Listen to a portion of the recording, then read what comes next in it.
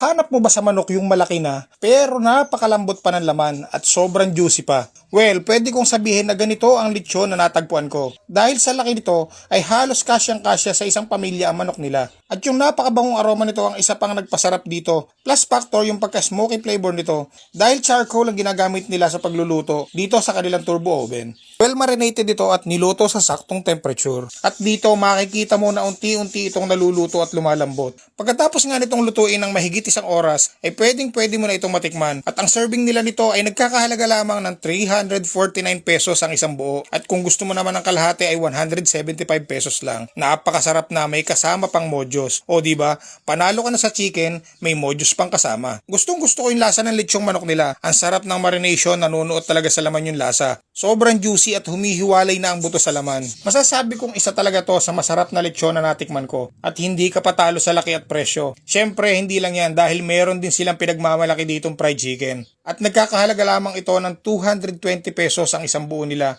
At kung gusto mo naman ng half ay 110 pesos lang. Malasang malasa yung breading. Pinalutong pa ng gusto sa pagkaka-deep fried nito. Saktong-sakto sa napakasarap nilang gravy na nagpasarap palalo sa fried chicken mo. Pwede mo din ditong gamitin ang kanilang chicken ketchup na siguradong magugustuhan ng mga anak nyo. At kung mahilig ka naman sa chili garlic at atsara, available din yan dito sa kanilang store. At lahat ng yan ay dito mo lang matitikman sa nagpapakilalang Broilers Lechong Manok na located dito sa Block 38 Lot 44, Phase 1, South Bilfor, Barangay Kaingin, Santa Rosa, Laguna. Dito lang yan sa may palengke, makikita mo na agad sila. Available din sila sa Google Map. Ito yung kanilang pin location. Open sila from 10 a.m. up to 10 p.m. daily.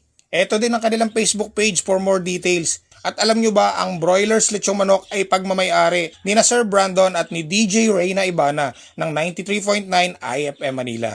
Kaya naman kung hanap mo din ay malaki, malasa at juicy-licious na lechong manok, syempre, pati ang masarap nilang crispy fried chicken ay subukan mo na itong Broilers Lechong Manok para naman masatisfied ang cravings mo.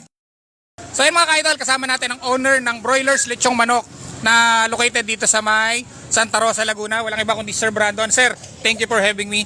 Ayan sir, saan nga pala matatagpuan tong Broilers Lechong Manok? At invite mo na rin yung mga viewers natin para naman matikman itong masasarap yung produkto rito. Matatagpuan kami dito sa may Phase 1, South Bilfor, Kaingin. Yun, sa mga hindi pa nakakatikim ng broilers, baka ito na yung pagkakataon nyo para matikman to, kaya puntahan nyo na kami dito. Ayun, thank you nga pala kay Sir Brandon at saka kay Ma'am DJ Reyna Ibana for inviting me here. At talaga naman natikman natin kung ganong kalambot, kung ganong ka-juicy ang lechong manok at pritong manok nila dito sa Broilers Lechong Manok. So ayun mga ka-idol, kung nag-crave ka din sa food trip gala ginawa natin ngayong araw na to, pasyal na kayo dito sa may South Bilfor, Barangay Kaingin, Santa Rosa.